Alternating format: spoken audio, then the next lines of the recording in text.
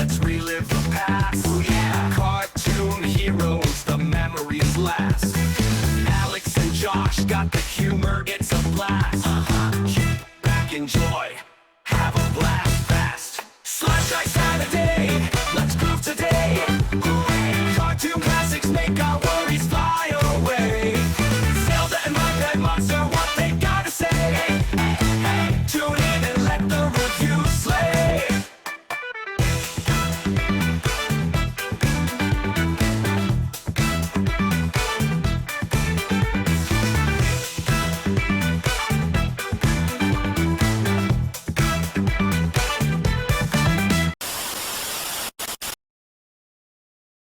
Good morning, Slashketeers and Slashaholics, and welcome back to the Slash Trax Playhouse. My name is Alex Vanover from the Slash Trax Network, and joined by me on this very fun and patriotic-themed episode, which kind of maybe so, maybe not, because it's the 5th of July. Yeah. Slasher librarian himself, your favorite author, Josh LaRue. What up? Slash Track Saturday morning. And this is probably one of the cartoons that is the epitome of 80s Saturday morning cartoons. I was so shocked to see the air date was 1987. Really? Because when I was a kid, I was introduced to this specific season of Ninja Turtles, I think in 88 or 89. I think I was just watching reruns. Watching videotapes and stuff. Yeah. This aired until 1995, I think, or 97. They aired for like 10 years. What a run for the Ninja Turtles. Went from 87 to like 96, 97. There was a couple seasons though that were like 4 episodes, 8 episodes. So same with Real Ghostbusters. The final season of Real Ghostbusters is 4 episodes. Really? Are they like half an hour, or are they like hour long? They're just normal episodes, just syndication stuff. They wanted to hit a certain number, so they gave them 4 more episodes to hit it. Okay. Well, that's, you know what? That's pretty cool. More Ghostbusters is always better with me. How about that? Oh yeah. There's 4 films in pre-production right now, Ghostbusters. I tagged you on something about it the other day. An animated movie that they want to turn into a trilogy, so that's 3, and then a follow-up to Afterlife and Frozen Empire is in production. It's been greenlit, and the new animated series is going to drop on Netflix in 2026. So yeah, I saw that, and I also saw that I'm following the Ghostbusters on Instagram now, and they have so many new like awesome products coming out. They are like they're gearing up for something. I like something other than these movies, like something's coming up. I think I can feel it. So be good, for goodness sake, because somebody's coming. Oh, somebody's coming. So be good, for goodness sake. Whoa, somebody's coming. We have to get out of here. We've got to find a judge or something. Hey, wait a minute. Hey. All right, Josh. This was season 1, episode 2. So like we were just talking about, air date was December 15th, 1987. Yep. I was 4 years old. I cannot believe this. I wasn't even aware that Ninja Turtles was a thing at this point. I was 3, man. Yeah. Like I ended up having like so many Ninja Turtle shirts and stuff in kindergarten, first grade. Like my school pictures for like kindergarten, first and maybe second, I was wearing a Ninja Turtle something or other shirt, you know. So what else would you be wearing? I was wearing the same thing, and I would rotate in some Bart Simpson shirts. Yes, there was a lot of those in Looney Tunes going around in the 90s. So for sure. Okay, so the director was a guy named Vincent Davis, and Vincent, Josh, this man has our childhood written all over his resume. He directed 40 episodes of Garfield and Friends. Oh wow. He did 2 episodes of Bobby's World. Did you ever watch Bobby's World? Only if I was watching Fox, like Power Rangers or something on a Saturday, and it just came on between like Goosebumps and Power Rangers or something. So man, what a lineup! That's I would love to go back to that exact time period and watch those 3 shows. You know, I didn't even think about it. We probably need to be reviewing some Goosebumps here on Slash Track Saturday morning in the future for sure. Oh, for Halloween specials? Yeah. Are you kidding me? Yes, absolutely. One episode of DuckTales, Oh wow. and 11 episodes of Captain Planet. Captain Planet. Earth, wind, fire, heart. I got heart. The weakest one of them all. All right. So the writer, this is okay. So you think Vincent Davis had our childhood written all over him? No. It's as impressive as that resume was. David Wise, okay? I know that name. He wrote Ghostbusters too, didn't he? Some He wrote Ghostbusters. a lot of stuff. So listen to this. He did 193 episodes of Teenage Mutant Ninja Turtles. So Okay. he did 3 episodes of Batman the Animated Series. He did 5 episodes of Chip and Dale Rescue Rangers. Wow. He did 3 episodes of Cops, The cartoon. the cartoon Cops. No, the reality show. Hey, you know, actually, some of the scenarios in the first 3 seasons of Cops were fake. They were actors. I know that. David Wise wrote those episodes. The live action ones. No, the cartoon. 9 episodes of He-Man, 15 episodes of Transformers, and I had to skim a bunch of other stuff. He did so many other things. I think he wrote a couple real Ghostbusters episodes. I'm sure he Or did. Maybe it was Extreme, one or the other. I'm sure he did, because he wrote for everything that was huge in our childhood. This episode was 37 years ago, 6 months, and 19 days. Wow. So, as of us filming today on a Thursday, and this is going to be released the day after 4th of July, 37 years, 6 months, and 19 days. Wow. Josh, let's go back in time in the Slash Trax DeLorean. We're going to hit 88 miles per hour, and we are going to go through the top 3 Billboard albums of 1987. Well, one of them I know because I always thought it was funny. It had my name in it. Yeah. U2, The Joshua Tree. Is that on there? It is on there, but it's in the top 5. Bad, Michael Jackson. No, but I think, didn't Bad come out in 88? I thought it was 87. It's probably 87, but the top, it wasn't in the top. It must have been released, Bad must have been released sometime in between 87 and 88. Because this is just the sales for that specific year. What about Appetite for Destruction, Guns N' Roses? Oh, but that's an excellent choice there. Okay, I'm going to give you... Prince had one. No. Wow. Okay. I love where your head's at because you're like, all these acts were huge. Number 3 was a rap group. What are you thinking? The Beastie Boys. You're right. You're right. You did it. You did it. Licensed to Ill. All right. Josh got one. All right.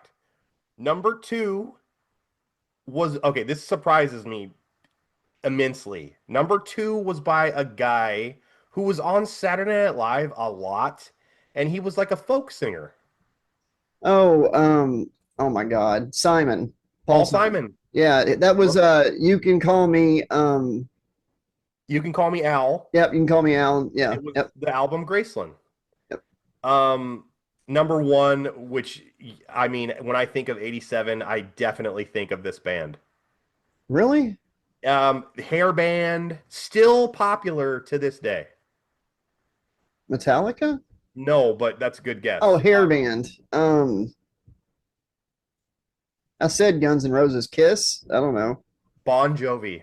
Bon Jovi. Okay. And I'm sure you know the album name, Slippery When Wet. Yep. Humongous album. As a He matter of became fact, he's a country singer now. he's like an actor. He's like a philanthropist. He's an amazing human being. There was a story that just came out, Slashketeers. John Bon Jovi actually talked somebody off of a ledge of like jumping off a bridge. It was like a big story that just got released. Wow. That's crazy. Okay, what else do we got? Okay, you know what? Let's take a little break. Let's reset.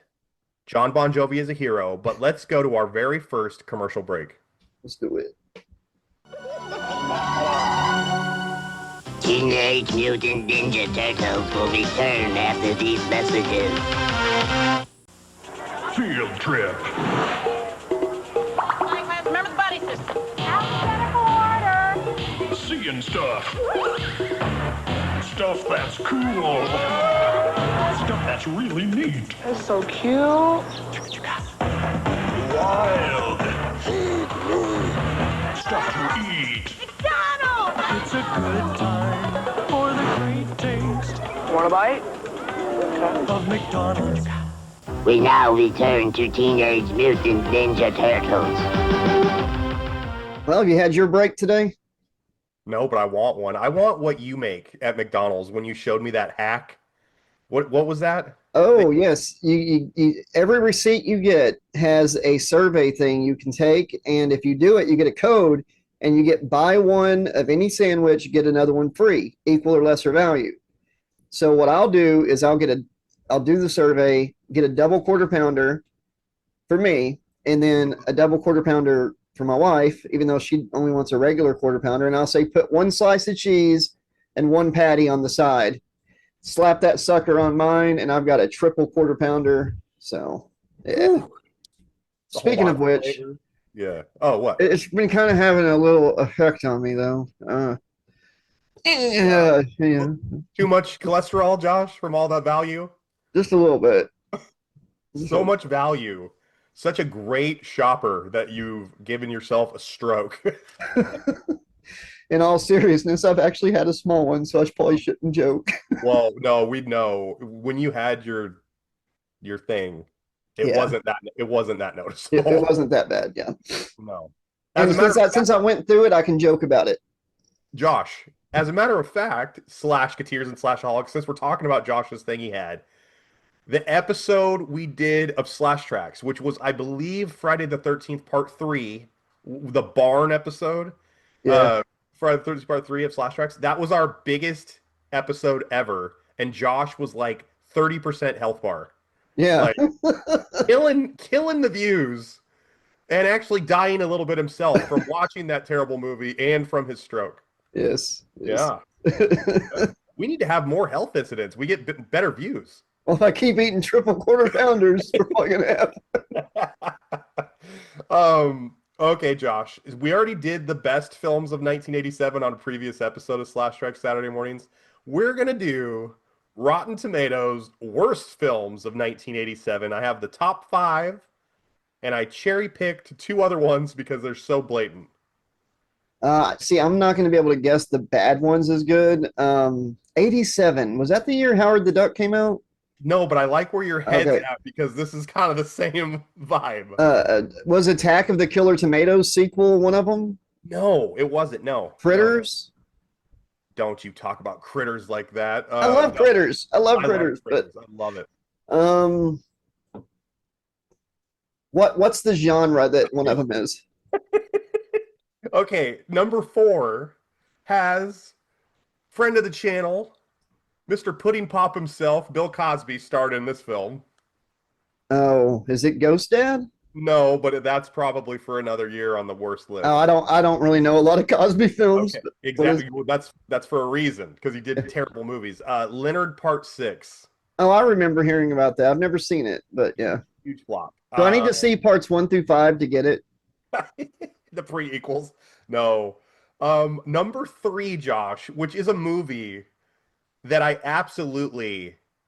we have to riff in the future on this channel because it's not a horror movie, but I think it would fit perfectly. Is it a sequel? No, it is an original movie, and it's considered like one of the worst movies ever made. And it's made from a childhood product that I think all kids in the 80s loved. And I actually recently did something with this product on one of my shorts for the channel, for our channel. Oh, was it Nintendo? No, but it was Garbage Pail Kids, the movie. Oh, yeah. Because, you see, I can't watch that. I try, but it kind of almost has the Gumby effect on me. And also, true story, I'm not trying to get too morbid. I've mentioned it before. It's kind of crazy. My sister's friend spent the night with her in the late 80s and brought that videotape over. Okay. And I was like 5, 6 years old. Maybe it was like 90 when she brought it over. And they were 2 years older, so 8 or 9. And I got my first kiss from her friend. Her friend, 2 years after that, 3 years after that, was murdered and buried at a local speedway with some other people. And it was, so I think that might be something that like sticks with me about that movie. So, What? yeah. It's crazy. Look it up. Arkansas Tri-State Speedway murders. It's crazy, crazy stuff. Gosh, I'm sorry, man. That's terrible. Yeah, Wicked. Garbage Pail Kids the movie. We hopefully will riff that if Josh doesn't have too many PTSD moments. It don't get me as bad as Gumby does. I could not do an hour of Gumby. I can probably riff that, and I might have some moments like, oh my god. Worst films. The top two spots of worst films of 1987, according to Rotten Tomatoes, are both horror movies. Both horror movies. Okay. Both horror movies. Like big franchises or One is a huge franchise, and one of them is particularly based around 4th of July. based around 4th of July. Independent, like an Independence Day horror movie? No. Okay, I'm gonna give it away right here. Wait, is one of them Hellraiser or something? No. If 4th of July, like, it specifically is like mentioned in the movie. Summer Camp? No, it is about a shark. Oh my god. I don't call that a horror movie. I call that like an action suspense. So Jaws the Revenge? Yes, you got it. Yeah, You yeah. got it. See, I don't think horror when I hear Jaws. That's my problem. I think not the first one. Not the first one. Later on, they really went heavy into the Jaws became a slasher film. The first one scared me more than any of them, like as a Oh, yeah. kid. It was horror, but the other ones are just like slapstick slasher for sure. Yeah, that's what the first Jaws is almost a perfect film. It's the So- later Jaws movies. And the other one's a horror movie as well. It is, and I was surprised because I've never seen it. But I've seen it, like, I've had the opportunity to watch it many times, but I've just never watched it. Is it a sequel? It is a sequel. Is it one of the Phantasm movies? No, but that's a phenomenal guess. I Hmm. actually have that VHS setting right next to me on a desk right now. Sleepaway Camp 2? No. I don't know. House 2. Oh, okay. Yeah, I've never seen House 2. Me neither. I know that Paulie, the guy who plays Paulie in Rocky, Burt Ward or Burt Young, I think his name. Burt Young. Yeah, Burt Ward's Robin from the 66 You're Batman. right. Burt Young it stars in one of the House movies. And I've always been like, Paulie, maybe, and then I don't do it. And then number 5 is a movie that you'll never get because I didn't even know existed. It's called The All-Nighter, starring the lead singer of the Bangles, Susanna Hoffs. Never. Yep. Dude, and I thought she was a mega babe when we were kids. She's still very pretty. Number 7, which was, I cherry picked 2 more. I've always saw this VHS cover when I was going to rent movies. Never got it. It's kind of like a Freaky Friday thing, starring Kirk Cameron. It's called Like Father, Like Son. And it's like a comedy. It's a comedy body swap thing. Okay. And I was always kind of like, because I liked Growing Pains until he got super weird. Yeah. Like later on. And then number 9, which is a movie that is a guilty pleasure of mine. And it is a sequel to a Michael J. Fox huge hit, Teen Wolf 2. Teen Wolf 2 with Jason Bateman. Yep. Yeah, love that movie. I don't care what Rotten Tomatoes says, they're wrong. Let's do top toys of 1987, Josh. Pound Puppies. Ooh, great guess. They're on the honorable mention. Alf toys. Yes, Talking Alf is number 3. What else you got? I don't know. 87. Come on, you got this. What boys toy line was huge in 87? Come on. You can do this. Well, I mean, I know that like in the late 80s, like Jim was big, G.I. Joe was big. Okay, G.I. Joe is the answer. Number 2 was G.I. Joe. Gem was like number 8, so you're right there. So ding, ding, ding. Laser tag. It was all lasers and. Hold on.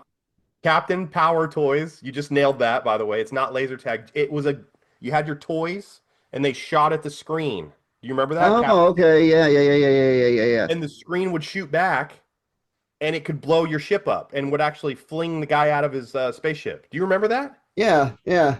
Kind of do remember that. Gosh, go ahead. Late 80s Cabbage Patch Kids. Oh, yeah, absolutely. Yes. Is that on the list? It's not on the list, but it definitely is there, and for sure. Nintendo? Nintendo was on there. What is the number one? Nintendo took over in 88. It was just about to take over in 87. Oh. What was the number one toy though for 87? Um. Not an action figure. Oh, the Koosh ball. Yes. Yeah. Yep. Yep. Mo- That. 'cause it was Oh, that's like an office cubicles everywhere now. like even no, it wasn't just a kids thing. It was a like everyone had a koosh ball. Yeah. My favorite thing to do with a koosh ball was to pull the little things out of the koosh ball. The little Yes. Over time. yeah. I would just What pull about them Teddy out. Ruxpin? How high was he? I think Teddy Ruxpin was the number one toy of 86, wasn't he? Yeah, but I would think he would still be on the list for 87. I didn't see him on the list. I think Teddy Ruxpin was the number one toy in 85 and 86. Do you remember that? I think so. Like, yeah. Can we, hey, I know that this isn't a sponsor. If we have it, can we go to the Captain Power Toys commercial just so we can show the Slashaholics what it is? Yeah. Okay. What are you doing? Saving the future. But how? With Captain Power videotapes. There are 3 different skill levels. This one's the toughest. Now we can practice anytime with the Power Jet XT7. Score or be hit. Captain Power videotapes. I don't believe it. Believe it, large human. The power of the future is in your hands. Batteries not included. Jets figures and new interactive videotapes each sold separately from Captain Power and the Yeah, we need soldiers to of get the some of those Captain Power toys, Josh. Those are pretty neat. Pretty neat. Yeah, we need some of those. We need to get some of those for the Rodeo Clown and for Sister Evil to play. But Sister Evil's background with toys, Slashaholics, she just destroys them in the first 5 minutes. So, Yep. I don't know. Josh, let's Okay, do. hatch them all apart. You're supposed to let it hatch. Just tears it open at Christmas. All right, go ahead. Josh, let's do our one little wrestling bit for this Okay. episode. All right, Josh. WrestleMania 3 was in 1987. The main event was Hulk Hogan versus Andre the Giant at the Pontiac Silverdome.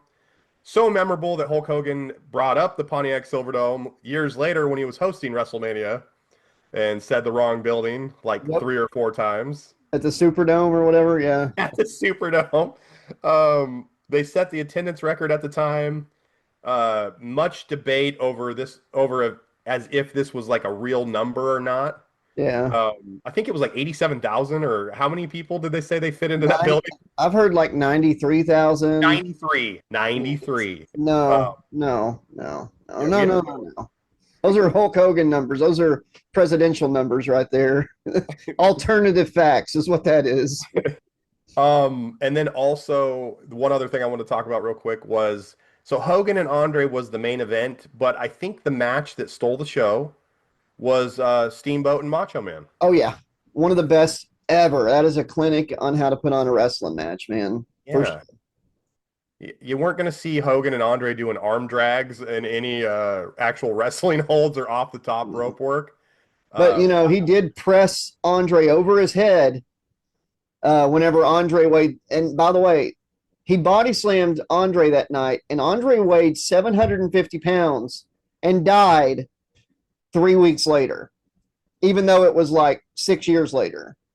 So just those are real quotes from the Hulkster brother. I think that whoever came up with the attendance record number also came up with Andre's weight Yeah. for that match. Well, he was like 500 or 400 and something, but Hogan says he was the heaviest he ever was at 700, and he died 3 weeks later. It's like, no, he didn't. No. It's 6 years. We know. Yeah, it's all wrong. You're wrong about everything. Hey, Josh, how much was a can of Coke in 1987? 50 cents. Yes, got it. Like spot on. You win both showcases. You're on Price is Right. Josh, how much was a Big Mac in 1987? $1.40.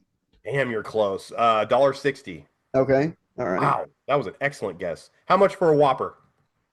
99 cents. No, but that's how much it was when we were in high school. But how much? 79 cents. No, way more. Really, $1.40. You're close. $1.87. Oh, right. $1.87. Okay. Yeah, Whopper later on when we were much older, the Whopper dropped in price by like 60% to get people in the doors. The earlier days, they probably actually flame broiled it, but then later they started. I was a manager like 20 years old at a Burger King. Okay. It's chemical. It's like a flavor thing put on the burger. They're painted. The patties are painted to look like they're flame broiled, and there's like a flame broiled taste added to them. What? Yes. Ridiculous. And what they do to get your burger nice and warm when they give it to you Yeah. is they put the burger together, stick it in the microwave for 10 seconds, put it in the bag, and hand it to you to melt the Cool. cheese a little bit. Lame. Lame. Yep. All right, last little food fact before we actually start breaking down the episode. Quarter pounders? No. We're gonna do 20-piece bucket of chicken at Kentucky Fried Chicken. $5.99. No, but that's, my God, would that have been the greatest price of all time? $8.99. It's much higher. Oh, a 20-piece. I was sitting here thinking 8-piece. Yeah, 20-piece. 20-piece would be 19 or no, 50, 16.99. Wow, you're $18.09. I almost said 19.99. Good Lord. Okay. Yeah, phenomenal. Let's go to our second commercial break, Josh, and let's start breaking down the plot of the episode. Teenage Mutant Ninja Turtles will return after these messages. Now's the time to strike! Who will stop Shredder? Leonardo can't, he's off in the Far East. And Michelangelo can't, cause he's sewer surfing down under. Wipe out! And Raphael's on maneuvers in orbit, a total space cadet. There's no stopping me. But wait, it's Donatello. He's been in disguise all this time, and so were the rest of the turtles. It was all a trap for Shredder. Don't you just love it when the foot trips up?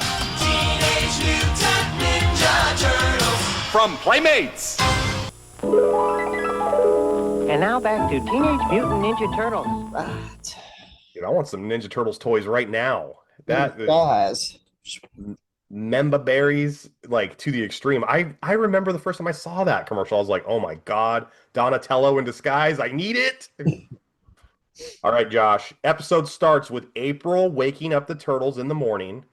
It's a super cool shot of the turtles asleep without their masks on. On a 4-tiered bunk bed. Yeah, looks so, like, as a kid, this checked all my boxes. I got to see the turtles without their masks, and I got to see how they slept. I was like, this is some behind the scenes awesome footage. In the comics, they all had red masks. They did. Yeah. They did. Nice touch by the cartoon series to do that, to differentiate and brand them. So the turtles train before breakfast. Mikey gets absolutely worked over by Leonardo. Mikey loses his patience, which is interesting because in every other iteration of Ninja Turtles, it's always Raphael who loses his patience, not Michelangelo. I think Michael's just hungry for them cornflakes on his pizza. What? That's the way they eat cereal. My cereal would be peanut butter crunch on pizza. Oh, baby. Mikey gets tossed against the sewer wall, breaks the sewer wall, and probably broke his shell in the process. The turtles are having some disgusting pizza covered in cereal, just like Josh said, which is an image I never forgot. Never. I always remembered that scene. Yep. April is actually grossed out by the pizza, and Splinter's like, "Don't worry about it. I have some sewer sushi." Yep. April is just going to eat later. She's grossed out by all this. Yeah. I doubt the turtles have actual refrigeration down there. So, yeah, April and the turtles head out to check out the Technodrome. Well, they want to find out where it is. They encounter rain, which is water from the flood the night before in the first episode. Turtle tracks. Yeah. Turtle tracks. No Technodrome. They end up following a massive tunnel path. The Technodrome is actually carving a path underground as it drives. Yep. And they need to speak with Splinter so he can be a part of it, right? So Shredder is pissed that he was defeated by a bunch of turtles. Turtles, yep. Krang calls Shredder into a meeting. Shredder has zero time for chit-chat, like no time. Yep. Krang demands a body. His Dimension X armies are waiting to be unleashed on Earth. Shredder doesn't want Krang to have his super android body, though, because he doesn't trust Krang. Not completely. That's smart. Yeah, I don't want you to have this super body because I don't believe that you'll work with me in the future. You may overpower me.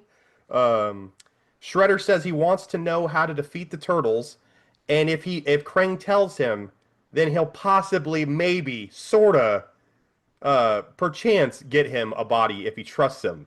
But he's got to learn how to defeat the turtles first. I tell you what, man, the one good thing about the Michael Bay Ninja Turtles is in part 2, we finally got a live action Bebop, Rocksteady, and Krang. Yeah. That was pretty damn cool to see on the big screen. Yeah. Sorry, I didn't mean to interrupt. No, I agree with you because that was something that was missing through the first 2 live action movies and the 2009 CGI cartoon. I don't think they had Bebop and Rocksteady. Krang gives Shredder the brilliant idea to just make his own mutants. Yep. You know, you can't beat these mutants. Why don't you just create your own? The turtles go back to go back to tell Splinter about Shredder and the Technodrome disappearing. Splinter says they must find Shredder and the Technodrome immediately. Yep. And we should actually go to our 3rd commercial break because the drama is starting to build. It's building.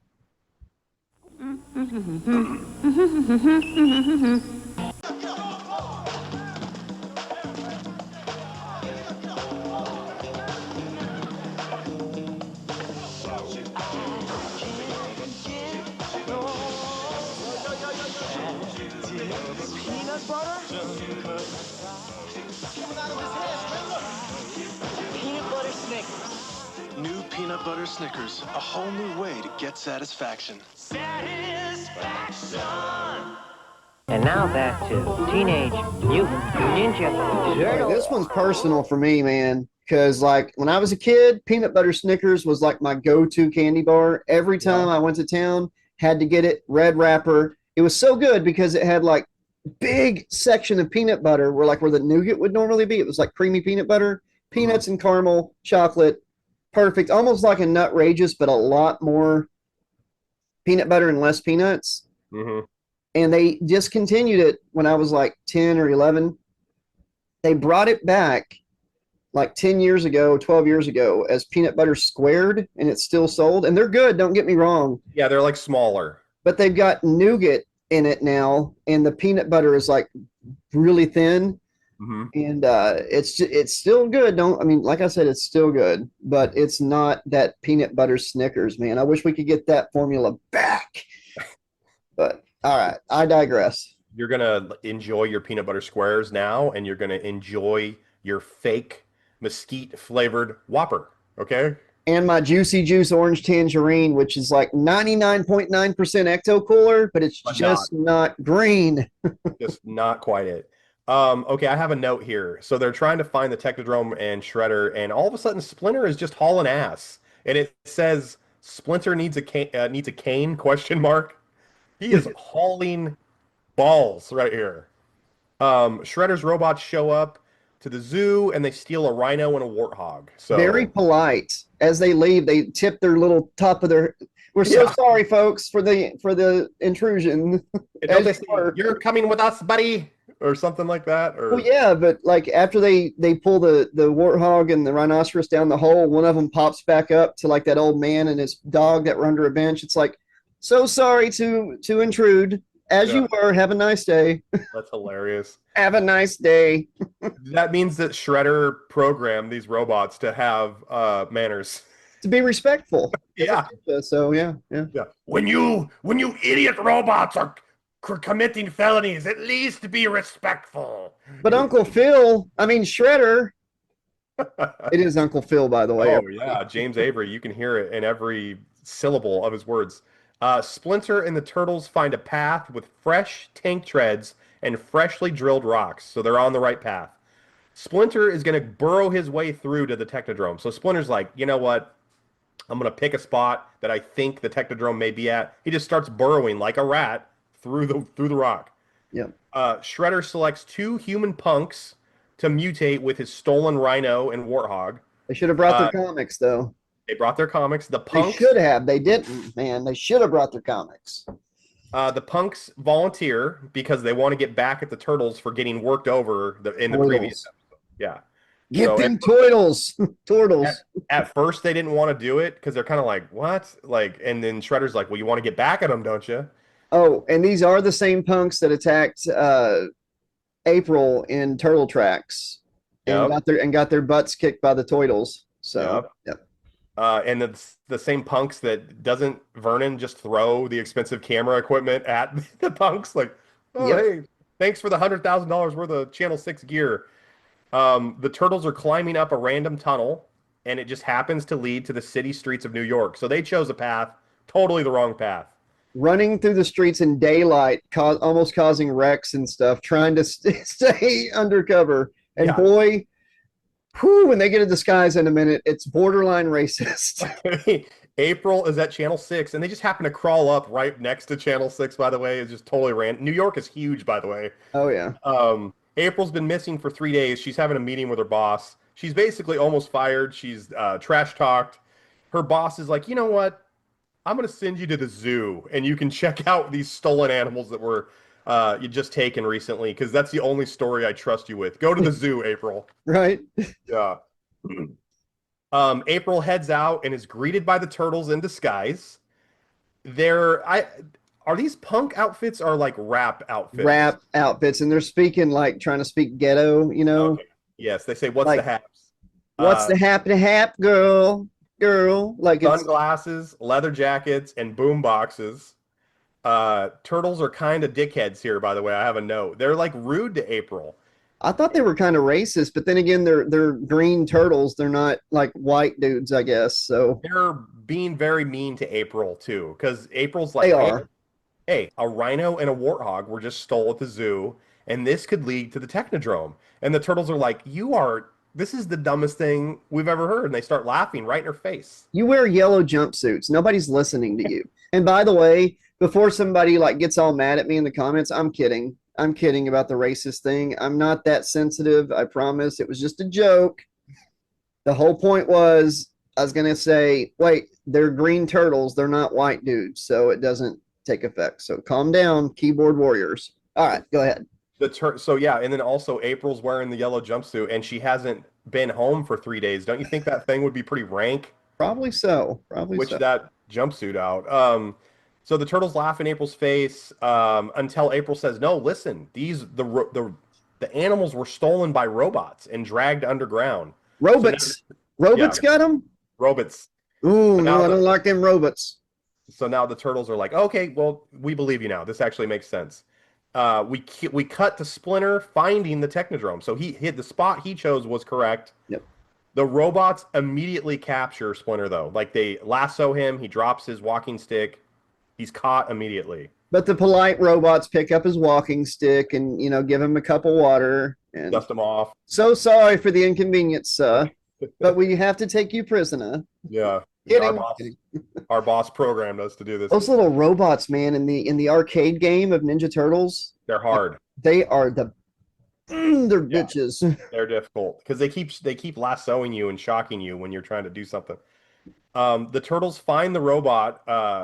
They find the robot zoo hole. So where the rhino and warthog were just taken, they just drop down from the city streets all the way down to where the Technodrome's at. They fall further than Bill and Ted when they're dropping to hell. Yeah. It's like, and they're still falling, and they're like, wow, this hole is incredibly deep. They start screaming again. It would be funny if they disappeared, like the villain in Teenage Mutant Ninja Turtles 3, the movie. He gets thrown off the cliff, and you see him falling through the fog, and he just disappears like such a bad cut. He just poofs out of existence. We're out of budget money. We have no more special effects money. Poof. They drop right in front of the Technodrome. This is one hell of a drop here, Slashketeers. Shredder talks to them over his loudspeaker. He says they must come in if they want to ever see Splinter again. Okay. We were coming in anyways, but okay, thank you. We better go to our next commercial break because it's starting to build again. No, it's building. Teenage Mutant Ninja Turtles will return after these messages. Yeah, this is Traffic Copter 1. Looks like Ice Cream Jones is in trouble. No ice cream cone cereal? My name's Ice Cream Jones. I'm going to deliver my ice cream cones.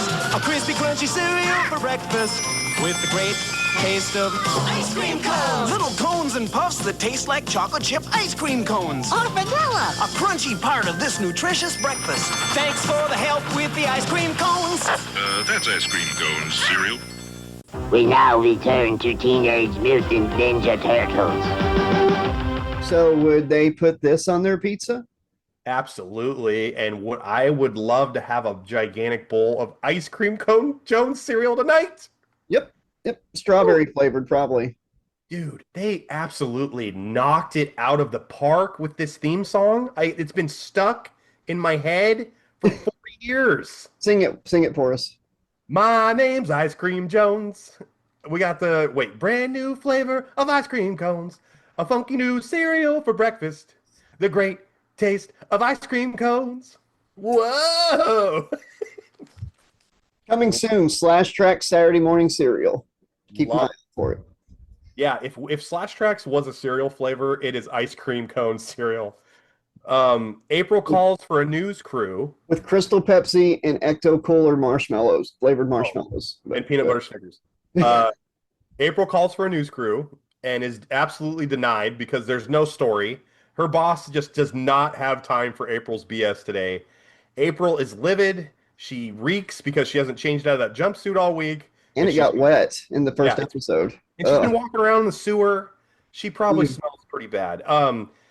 She slams the phone down on her boss, which I have a little note here. I just say, the good old days when you could actually slam your phone down. Now it's just like, I don't want to talk to you anymore. Boop. And she's fired, by the way. Definitely fired in the 80s. A woman getting uppity with her boss, she's fired. She's fired. Sorry, April. Yeah, we're not to that point yet. The turtles enter the Technodrome and are almost instantly crushed between the walls.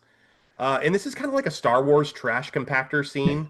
Like they're getting crushed. The walls are coming in on them. And Donnie manages to, he's like Billy Cranston here from Power Rangers. He manages to reverse the walls within like 3 seconds. So Donatello does machines. Yeah, excellent work, Donnie.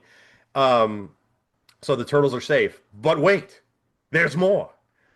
The robots show up, and Raph sticks his size into their heads. So uses his weapons again this episode. Yeah, those staffs, man, and there's a certain game that we might be showing soon that if you just use the staff, you can beat the whole game easily. But go ahead. Buff staff is like a cheat weapon on Turtles in Time.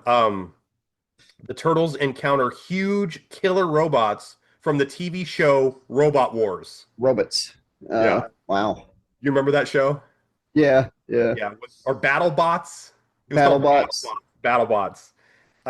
Leo instructs the turtles, so he's showing why he's the leader here. He instructs the turtles, each one of them, where they're going to go, who they're going to fight, and they're like, Leo, what are you going to do? And he's like, well, somebody's got to go right up the middle. So Leo, just fearless, goes straight through the middle of these gigantic BattleBots. They are unique. There's a bunch of them, and Leonardo leads. Their weapons are slicing and crushing these robots, and I have a question mark. What are these robots made out of? Tinfoil? Because they're getting just sliced through. And what are their weapons made of is my question. The Ninja Turtles weapons, kryptonite. Well, then again, Raphael is cool but rude. Give me a break. All right, Mikey taunts a robot into destroying each other. So robots care about being made fun of? Robots do. They sure do. I guess. They get robot hurt. Ouch, careful. Robot hurt. See? Ouch, careful. I'm robot hurt. Ouch. Totally gnarly, dude. Radical. Okay, so they head to the next room after beating all these gigantic robots, and a rolling spike of death straight from the Nintendo game Contra. It's the cleaners. Labyrinth. Dude, you remember in Contra when you're on that level and the stuff is coming towards you and you're like on your stomach shooting? Yeah. So, okay. So luckily the turtles have, what do I have here? Oh, C4. They have some C4 and some throwing stars. They blow the living hell out of this rolling steel thing of death.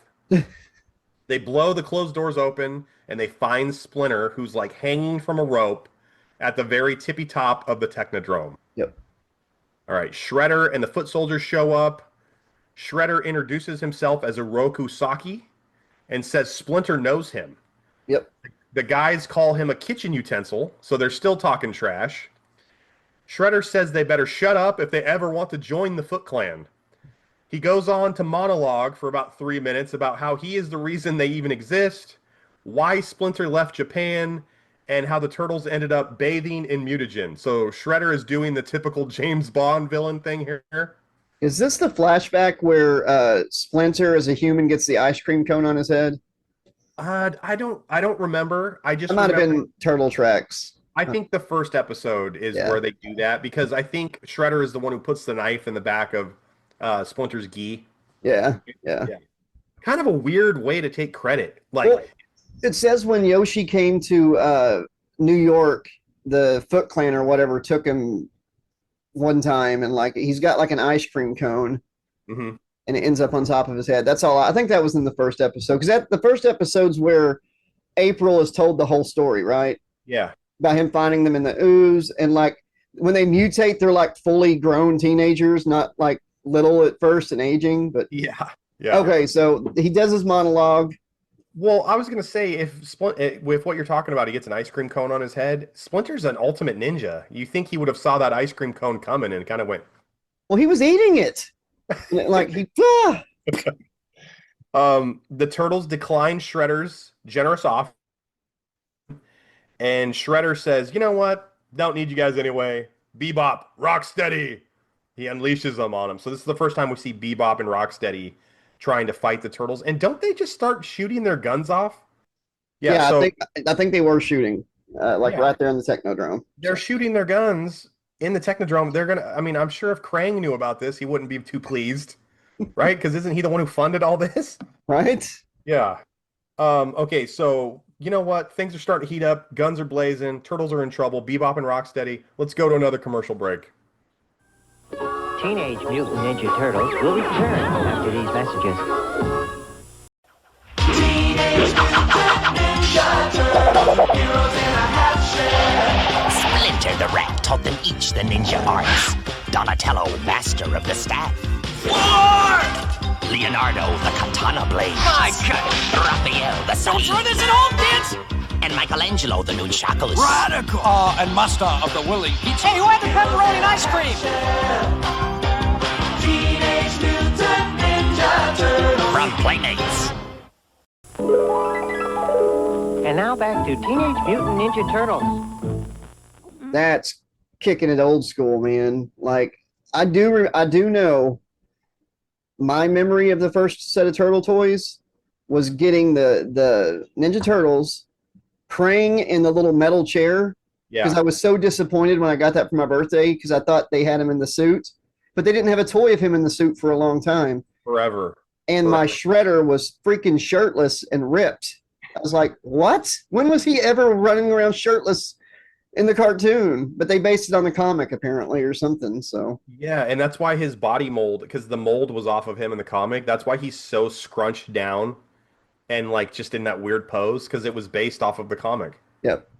No, that's really interesting. The Jurassic Park original toy lineup, all the characters were baked because they had the toys started before like the cast was fully hired.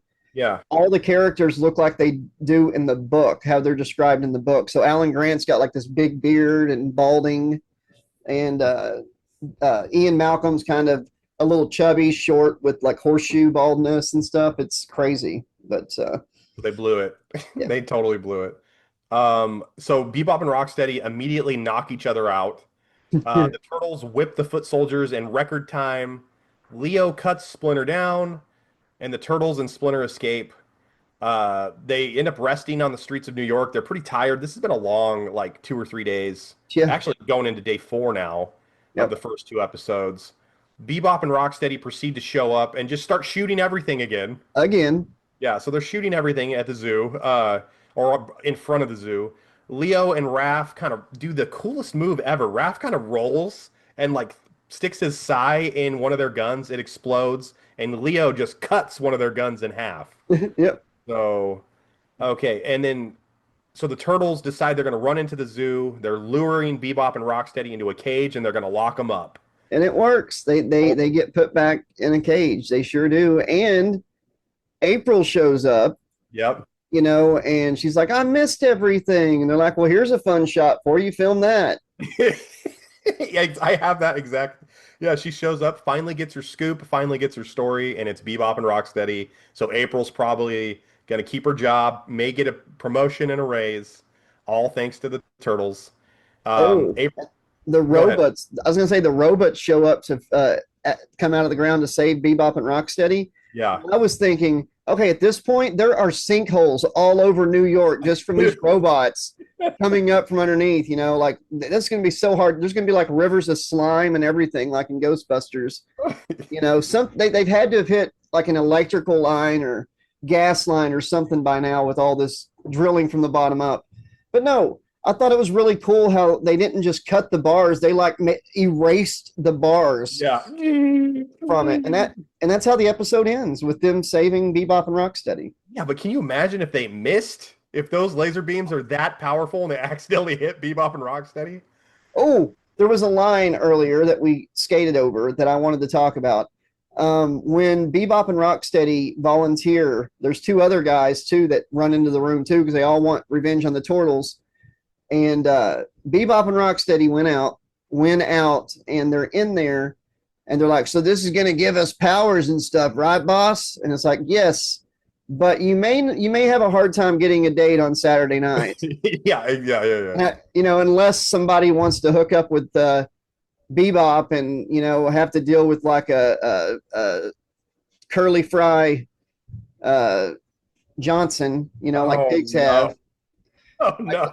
Did he get that whenever he got turned into a warthog? Does he have the corkscrew? I'm sure he does. Barbed. He does. Yeah. Okay. Anyways, 10-minute warning, Slashketeers. Shredder says, the robots are like, hey, we're freeing you, but Shredder wants to have a little talk with you. And then Bebop and Rocksteady are like, hey, maybe you can just keep us here in the cage. Yeah, we'll stay. Yeah. Let's go to our last commercial break. Let's do it. Teenage Mutant Ninja Turtles will return after these messages. Fresh from the sewer and into your Nintendo Entertainment System comes Ultra's version of Teenage Mutant Ninja Turtles. Now you can take control of these heroes in a half shell as they nunchuck, swim, and bazooka blast their way through sewers and streets, ridding the world of rival robots, wretched ruffians, and the evil Foot Clan forever.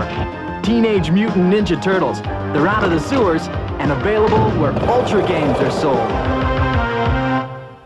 We now return to Teenage Mutant Ninja Turtles. See, that game, all you got to do, man, is be Donatello, and you can totally cheat with that bow staff the whole game. Just get somewhere and hit down with it or somewhere and hit up with it. Don't let Donatello die in the game or you're screwed. And watch out for the electric seaweed. Do you know how? Yeah, that game is impossible. I've never got past the swimming level. I did with Game Genie. I knew it. I knew it. You bastard. All right, Josh. Did you like the episode? Were you into the plot and the storyline? Yes. This show was actually really good and had some good depth to it, good storylines. Yeah. Sometimes I noticed that Michelangelo's orange bandana turned into yellow. I did notice that, yep. A couple times, like Donatello had the red one and Raphael had purple. It just like really fast changes. But that happened in all the 80s and early 90s cartoons, the shades and stuff. So that doesn't even lose points for me over that. Yes, I love the episode, loved everything about it. I have loved the episode. Seeing Bebop and Rocksteady being created was really cool. Turtles without their masks, great fight scenes, action-packed throughout. I love Krang and Shredder's dynamic. They're like an old married couple. Yes. Kind of like Goldar and Zed a little bit. Love seeing the Turtles train. That's really interesting. I like seeing them eat breakfast. It's a memory it never left me. Also the Turtles' personalities really shine through. You can kind of see each one of their personalities taking shape. They get showcased. They really did a good job with these 2 episodes, setting up the lore. And these are classic episodes because like part 1 tells you the backstory, part 2 shines a light on that a little more, but also introduces you to everything that's going to come after. You get to see the creation of Bebop and Rocksteady, and like you said, so many fun things in this episode. Yeah, I love it. Yeah, and them in their rapper outfits are like one of the biggest, most popular NECA Turtles toys that was released recently. Everybody remembers those turtles. And I also have iconic shot of them looking for the Technodrome, like where April and them are like looking up. That's the beginning of the episode of every episode going further, going forward. Yep. A lot of iconic shots in this episode. Yes. Favorite parts, least favorite parts. Josh, you have the floor. I don't really have any least favorite parts. Bebop and Rocksteady, they set the type of characters they're going to be, getting their butts kicked, begging for mercy from Shredder. I love Shredder and Krang's little talk about power at the beginning. I love the pizza with the cereal. Getting, like you said, getting to see them without the bandanas on and stuff. Love seeing them run through the city in broad daylight, trying, and they're like sitting behind. It was a lot of attention to detail, and the story it wasn't like some of these other cartoons that just, they'll have inconsistencies. The first 2 episodes of TMNT 87 feels like a movie setting the pace for the series to come. Yeah, I couldn't have said anything better. I just have fight scene against the giant robots, breakfast in the morning, training in the morning, fight scene at the zoo, and it says, and then Shredder creating Bebop and Rocksteady. Love those parts. I would say I don't have any least favorite parts. The only things I have are 2 little gripes. I don't like that the turtles were mean to April when she was telling them about the zoo story. Good point. Yeah, it seemed out of character. It was a little weird. And then not really a big fan of any of the Channel 6 news stuff at this point. It just seems like filler to me, like a C story at best. So those were my only 2 gripes. Josh, rate the episode, and how many pieces of sewer sushi do you give it out of 4? 4. Like I said, it sets the pace. It's like the second half of a mini movie, and the writing is superb for an 80s cartoon. The acting is on point. The action is great from beginning to end. It's consistent. You get some more story between Shredder, Roko Saki, and Yoshi, and everybody's personality gets a chance to shine with the turtles.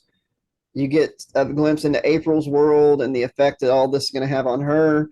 It really is as close as you can get to like a perfect Ninja Turtles episode from the 80s. So yeah, 4 out of 4. Yeah, I'm also a big old 4 out of 4. And Slashaholics and Slashketeers, if you're scoring at home, that is a 4 out of 4. That is a perfect episode. And that is one of the 2 or 3 that we've scored as a perfect score. What do you guys score this episode at home? Let us know in the comments below. Yep. And that's it. All right. You've seen the information on the screen. The best way you can support the channel is subscribing, clicking the bell so you know when new episodes and stuff are dropping on the channel. Alex is putting out shorts all the time. I'm going to try to get some out too. New stuff coming, classic episodes uploaded weekly, 2 or 3 times sometimes. So check those out. If you want to support the channel more than that, become a channel member, join the Patreon, do a one-time super chat, super comment, or a PayPal or Cash App tip. And we appreciate every single one of you. If you're not able to help like that, spread the word. That's a big help as well. So, you've seen the email. If you want to write us, hit us up there. Yep. Be excellent to each other. Be cool. Don't be rude and cool like Raphael. Just be cool, okay? Yeah. And stay sane inside insanity. Say goodnight, Alex. Good night, Alex. Cowabunga dudes. Mahalo dogs. Like totally radical, man. Yeah, dude. Totally. Oh, it's like totally funk music playing. What's that, dude? Whoa, man. Cowabunga.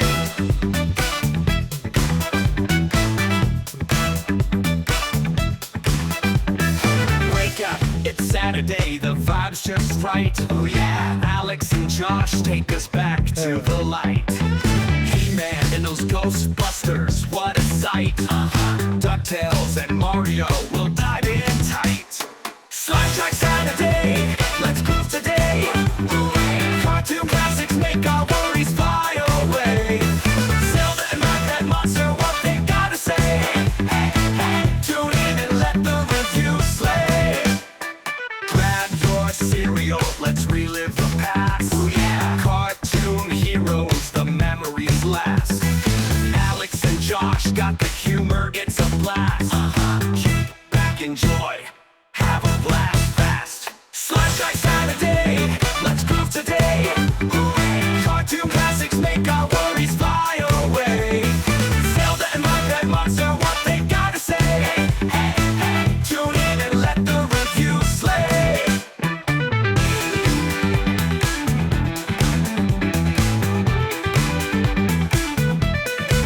They break it down, oh so fine.